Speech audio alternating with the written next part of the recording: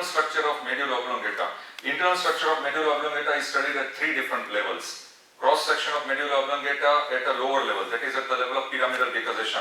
Middle structure will be cross section of medulla oblongata at the level of sensory decussation, and the upper structure will be the cross section of medulla oblongata at the level of pontomedullary junction. And these 3 sections can be asked as independent short note also, which is very frequently asked. For example, draw and level cross section of medulla oblongata at the level of pyramidal decussation. Or another question can be asked like, draw and level the cross section of medulla oblongata at the level of sensory decussation. In this way. Similarly, as you go above, in the pons there are 2 sections, and in the midbrain also there are 2 sections. These are individual short notes. And in these short notes, what you have to write, you don't have to go into any other detail except that you have to draw the diagram, transfer section, that is cross section, and you have to fill inside what are the structures. And those structures you have to fill and label, that is the answer.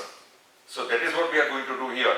In the internal structure of medulla oblongata, we divide the internal structure at 3 different levels. Today we are going to discuss the first level, and that is an independent short note.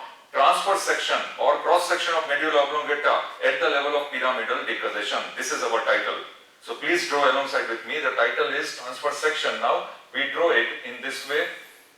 First we draw these 2 bulgings posteriorly.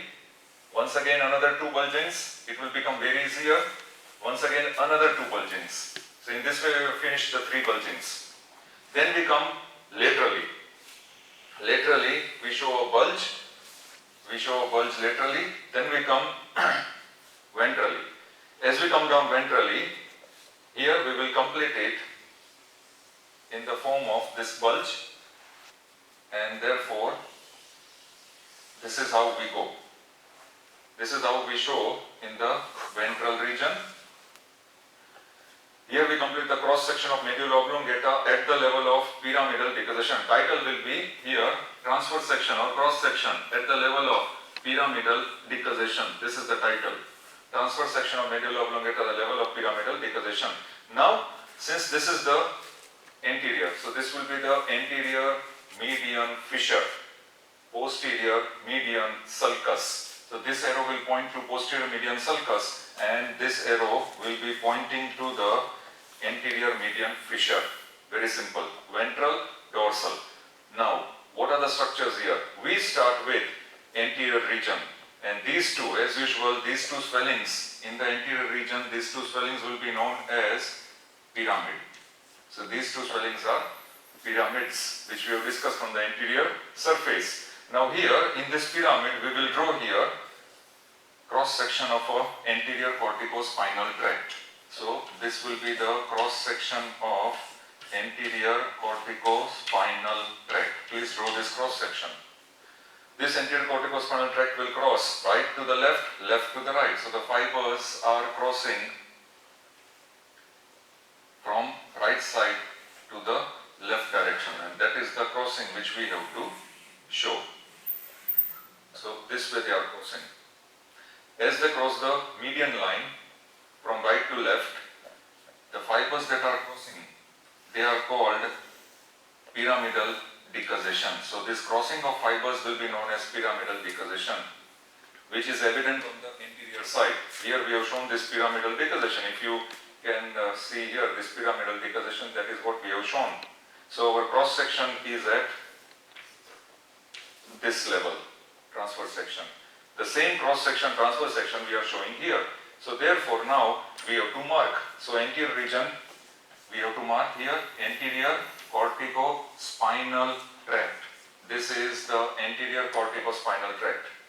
Then here we have to show this as, you have to write here pyramidal decussation. So these are the fibers which are crossing towards the opposite side. From the right side it will cross and go to the lateral region on the left side. From the left side, left anterior corticospinal tract will cross to the right side, right lateral region. And as they cross, they will continue on this side here as lateral corticospinal tract. So this will be the lateral corticospinal tract. So anterior region is over. Now we come to anterolateral part, slightly just junction of anterior and lateral region. Now here, because of this decussation, the ventral grey horn which is present will be cut, and that ventral grey horn, if I draw over here on these two sides, this is the ventral grey horn of right side and this will be the ventral grey horn of left side. We know that the grey matter in cross section of spinal cord contains ventral grey horn and dorsal grey horn. So these two ventral grey horns are cut. They are literally cut because of the decussation of pyramidal tract. And therefore this cut portion of the ventral grey horn will be known as supraspinal nucleus. So therefore here we will mention this as the supraspinal nucleus, which is nothing but the cut portion of the ventral grey horn. What will this supraspinal nucleus contain? This supraspinal nucleus will contain medial and lateral. Medially one and laterally another structure. And based on these two nuclei, medial and lateral, there will be two nerves which will emerge. So therefore, from the medial side, the nerve that will emerge here, we will name this nerve as the first cervical nerve. So please mention this as first cervical nerve. It will emerge from here, from the medial side of supraspinal nucleus. And the nerve that will emerge from here, this nerve will be known as spinal nucleus or spinal part of accessory nerve. So this is the spinal part of which nerve? Accessory nerve. Accessory is 11th cranial nerve. Spinal part. Cranial part. Where was the cranial part located? Please come on this side. The cranial part was located here, if you recollect. Where I have shown it, this was the cranial part. And the spinal part is coming from below. So same way here, spinal nucleus consists of how many segments? Upper 5 cervical segments. It will extend from medulla oblongata till the upper 5 cervical segments, that is C1 to C5. So from those segments, the spinal nerve nucleus of accessory nerve will emerge. It will take origin, it will develop. That is the nucleus. And the nerve which comes out will be spinal nucleus of accessory nerve. So these are the two important nerves which will emerge from supraspinal nucleus. Please note down. This much only we have to draw and this much only we have to show. The section of medulla oblongata at the level of pyramidal decussation. Now, after finishing this much region, anterior region, we move to dorsal region. Now, dorsal region we have to draw as we have drawn these swellings 1, 2, 3. Based on these three swellings, we have to show the three types of the dorsal grey matter. And those three types of dorsal grey matter we will show here. I will use violet color, that will be better. So, therefore, here we show, this is how we have to show. This is one fasciculus gracilis, this is fasciculus cuneatus, and this will be the spinal nucleus. This is how we have to draw. So once again, fasciculus gracilis, fasciculus cuneatus, and spinal nucleus, and we join over here. This is the dorsal grey matter. Once again, this dorsal grey matter you have to draw like this, in which we show the